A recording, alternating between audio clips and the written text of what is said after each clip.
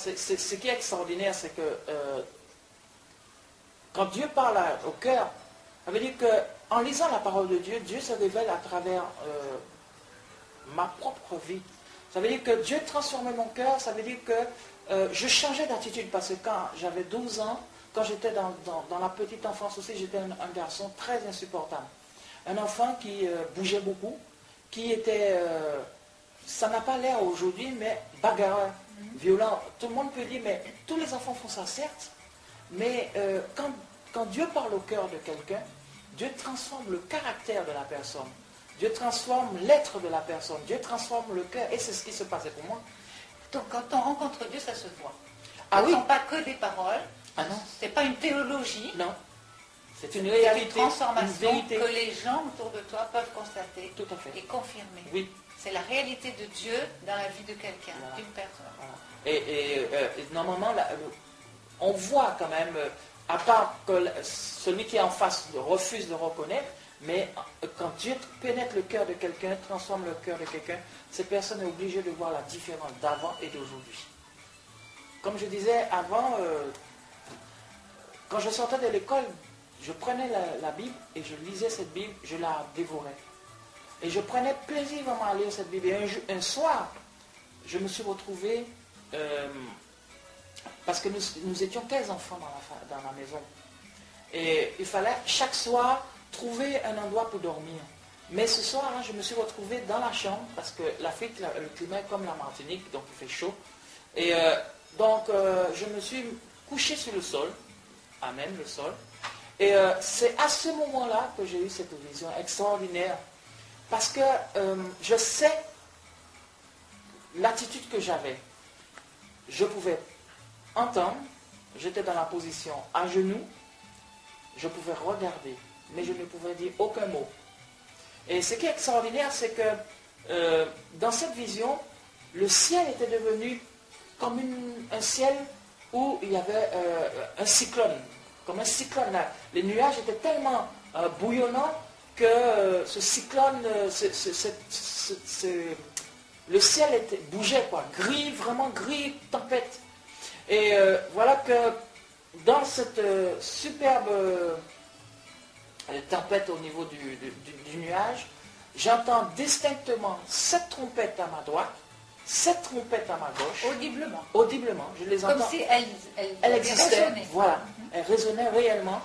Et je vois que dans le ciel, un immense cercle bleu s'est formé, mais d'un cercle parfait et d'un bleu parfait. Et ce qui est extraordinaire, c'est que j'entends dans cette... les trompettes se sont arrêtées, et j'entends dans ce cercle immense une voix puissante, mais en même temps une voix douce, qui me dit, David, David, David, je suis l'Éternel ton Dieu, change ta vie. Pendant 3 fois comme ça. Et quand ces 3 phrases... Dans le même temps, dans les heures, même pas les heures, dans les minutes qu'on suivit. La même, dans la continuité. Et quand cette voix a fini de parler, les trompettes se sont remises à chanter et le ciel est redevenu gris. À ce moment-là, je me suis levé. Je me suis réveillé, il faisait jour. Je suis allé voir ma mère, parce qu'entre-temps, ma mère s'était donnée au Seigneur, mon beau-père aussi, et ma mère m'a dit, David, Dieu t'appelle à le servir. David, après cette vision, qu'est-ce qui s'est passé dans ta vie? Donc, après cette vision, après, j'ai vécu donc de 9 ans à 15 ans en Afrique. Donc, je suis retourné en Martinique parce que j'avais besoin de retrouver, me ressourcer. Et là, ma vie a continué, donc j'ai pu faire mes études, tout cela, travailler. Et c'est à ce moment-là que Dieu encore s'est révélé à moi encore plus pour me montrer que lui, il existait, parce qu'il y a des moments où j'étais dans le bas et dans des moments où j'étais en haut. Et notamment, je peux vous donner encore, si vous voulez, quelques témoignages. C'est que en Martinique, comme ma grand-mère n'était pas à l'évangile, ne connaissait pas aussi le Seigneur, elle m'avait menacé de continuer avec le Seigneur. Donc moi, j'avais pris un peu peur, donc je suivais ma grand-mère à l'église catholique. Et un jour, Dieu a permis que je rencontre une femme qui s'appelle, je suppose qu'elle vit toujours, Mary Lovette, qui travaillait sur le Logos que j'avais rencontré en Côte d'Ivoire. Alors, le Logos, il faut préciser, c'est un bateau Voilà. missionnaire qui fait partie de l'opération Mobilisation. Voilà. Et donc, cette dame, je l'ai retrouvée dans une librairie chrétienne qui s'appelle la CLC. Et c'est là qu'elle m'a posé la question, je crois pas ce soir un hasard. Elle m'a demandé qu'est-ce que je faisais avec mon Dieu. Et donc, après cette question qui a été comme un coup de poignard dans mon cœur, parce que je reconnais, étant jeune, je n'ai pas toujours vécu Comme Dieu te le comme demandait. Dieu me le demandait. Donc, ça a été pour moi un coup de poignard.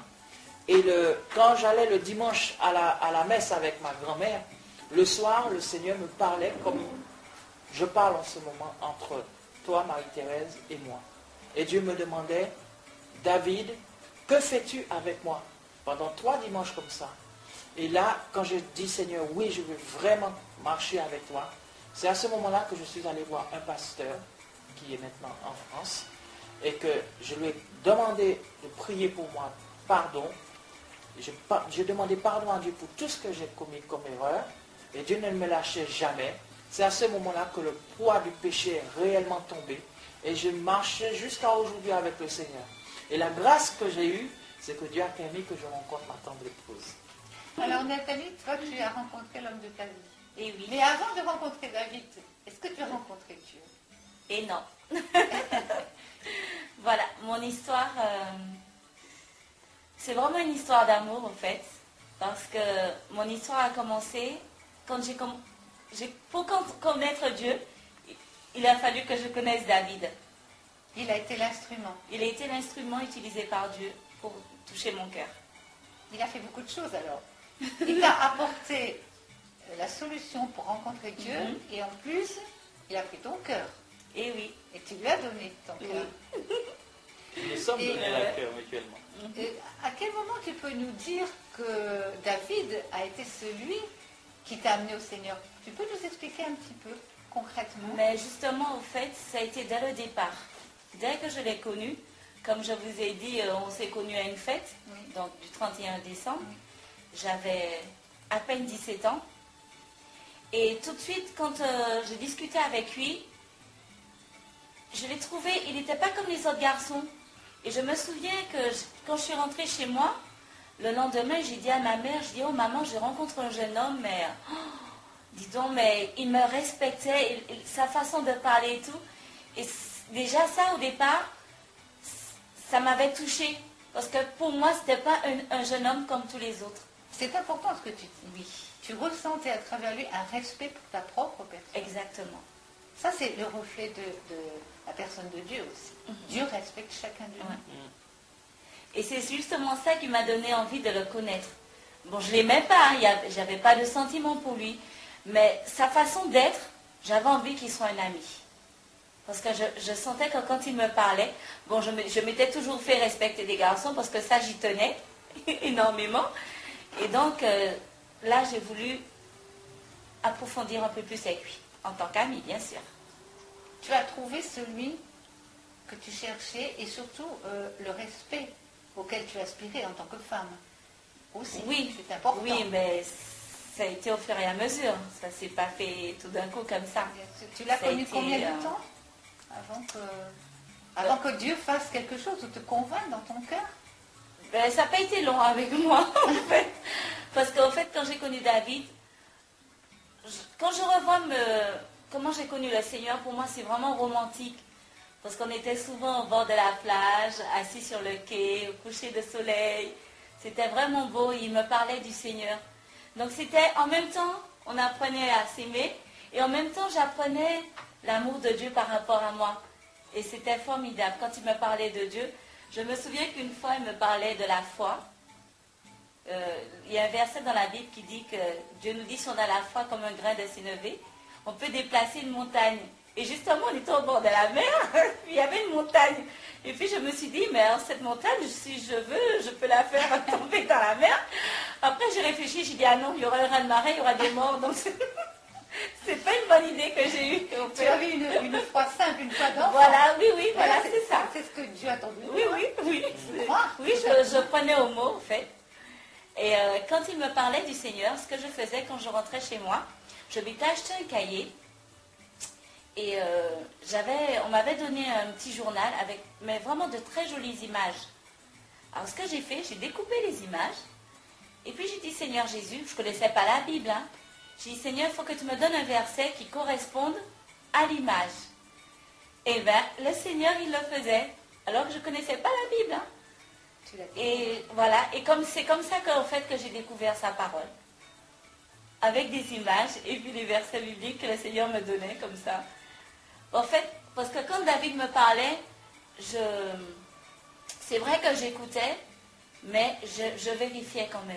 Tout à fait, c'est ce que je voulais te demander, Oui, parce oui. que David est un homme. Oui. Il n'est pas la parole, il n'est pas la vérité. Non. Donc il était important pour toi de savoir si réellement ce qu'il disait, ce qu'il était, ce qu'il vivait. Voilà. Parce qu'on peut se faire tromper par Voilà, l'apparence des exactement. personnes, par Voilà. les paroles des gens. On appelle ça Voilà. la séduction, Voilà. on l'a compris.